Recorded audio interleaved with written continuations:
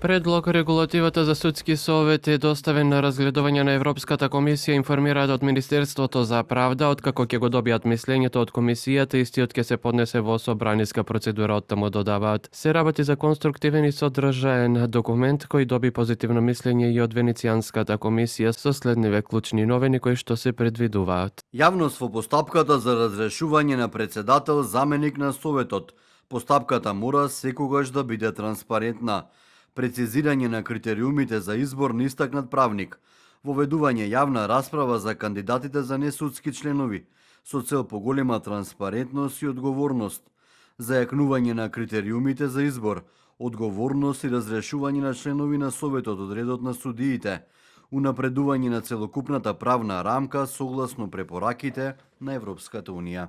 Пред неколку дени председателот на Судски совет Александар Камбовски изјави дека и тие како тело го очекуваат новиот реформски закон што треба да се донесе бидејќи бил на едно европско и повисоко ниво од тоа што било претходно. На мислење во Венецијанската комисија во јули годинава беа испратени и предлог законите за јавното обвинителство и за Советот за јавни обвинители. Во оценката од комисијата која пристигна неодамна беше наведено дека и покрај неколкуте недостатоци двете предлог законски решенија имаат многу позитивни карактеристики, а една од клучните препораки што ги дава и мандатот на јавниот обвинител да е без можност за повторен реизбор. Сепак за оваа новина, како што наведуваат од комисијата, се предвидуваат промени на уставот, а не на законот за јавно обвинителство. Дополнително се препорачува јавниот обвинител да се избира со квалификувано, односно двотретинско мнозинство во собранието.